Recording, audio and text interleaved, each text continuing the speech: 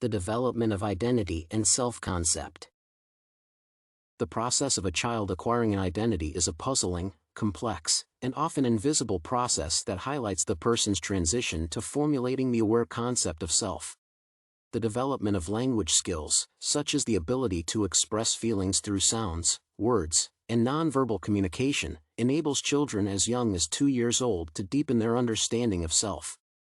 For example, at that initial stage, a child begins to acknowledge their gender, age, appearance, and personal characteristics. These achievements mark a watershed in the development of the self-concept, and caregivers make essential contributions using labels they apply to children. There are numerous external factors that influence the creation of the self-concept, which include but are not limited to particular attachment styles, parenting techniques, and interactions with peers.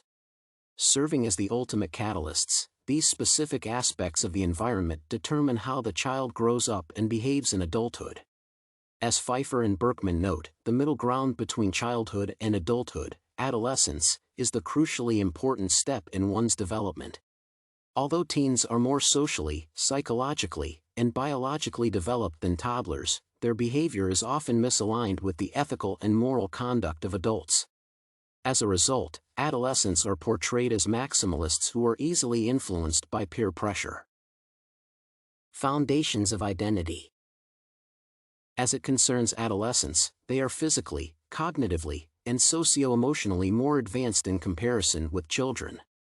However, they tend to act inconsistently relative to adults. Numerous aspects of the external environment influence the creation of one's identity.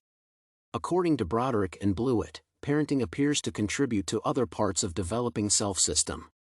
In particular, parenting style and practice are related to children's self-regulation, including their ability to guide their behavior in socially approved ways when adults are not monitoring them.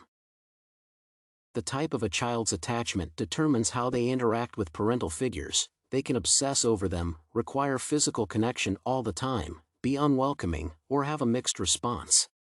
However, upon the child's development to a more conscious stage, they translate these attachment styles into more complex communication patterns. For example, schoolchildren are able to conform to their parents' rules or, conversely, avoid being compliant, which can lead to a parent-child conflict. This disagreement further shapes the way individuals experience intimacy as adolescents and adults. According to Thompson, children develop greater competence and self-confidence when parents have high expectations for their behavior. Therefore, parents should communicate often, provide mental support, and utilize democratic parenting techniques rather than authoritative orders. Culture plays a crucial role in self-identification and social integration. Some of the factors determining culture are socioeconomic, psychological, ethnic, racial, religious, gender, and cultural backgrounds. It is essential to know that everyone does not develop a sense of self in the same manner.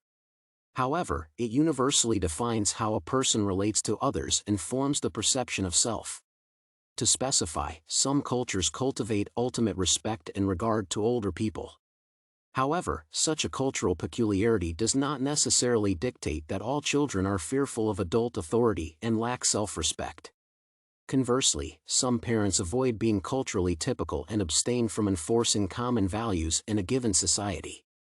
They nurture their children's self-concept through family customs, traditions, and parental behavior that offspring replicate and eventually adopt. Only as children take gradual steps to communicate with peers through playing and studying together, do they realize and gradually accept that other cultures and values exist. For example, a child might experience that for some families, sports are more important than grades only when talking with a new friend in school, which might come as a shock that later is normalized. Physical changes that occur during puberty can also impact the development of identity and self-concept. Evidently, as puberty transforms children's bodies biologically, it also influences their psychological and social perception of self and others, which poses a set of unfamiliar, exciting, and foreign experiences to an individual.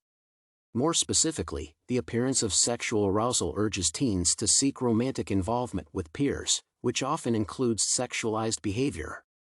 Apart from growing sexual attraction and its interpersonal consequences, the biological growth during puberty becomes apparent to the external environment, which eventually leads to a change in public perception. To elaborate, adolescents that showcase rapid growth during puberty become more socially favored, while those who experience a delay in visible body development become less socially integrated. Overall, there is a considerable increase in attention given to the personal appearances of youngsters, which might affect their self-esteem and identity. Peer pressure, changes in hormone levels, and bodily transformations paired with the exploration of one's self-concept also can lead to mood swings. Influences on my own identity. According to Broderick and Blewitt, there are 3 attachment prototypes in the peer romantic tradition. The first type is the avoidant person who does not feel at ease when socializing. Avoidant people have issues with trust and dependence on others due to their adverse childhood experiences with the absent parent. The unconscious fear of losing a loved one makes them distant and somewhat cold in a romantic relationship. The second one is the anxious ambivalent type, and that is when a person finds that others are reluctant to get as close as they would like. Reluctant attachment makes people increasingly worried about the potential breakup. They want to get very close to their partner, and this sometimes scares people away. The last prototype is secure, which is characterized by ease in communication, dependence, and intimacy. People who feel secure attachments do not have an unconscious fear of abandonment. I have completed the Close Relationships Questionnaire/Experiences in Close Relationships Revised Questionnaire. The given framework aims at evaluating attachment tendencies and determining a particular pattern in various interpersonal contexts. People differ significantly in how they approach close relationships. My results from this questionnaire indicate that I am secure, which means I tend to have relatively enduring and satisfying relationships. I am comfortable expressing my emotions and tend not to suffer from depression and other psychological disorders. The influences on my identity and self-concept based on both the assessment results and my understanding of the readings are that my parents, culture, and puberty have played an essential role in developing my identity. Summary.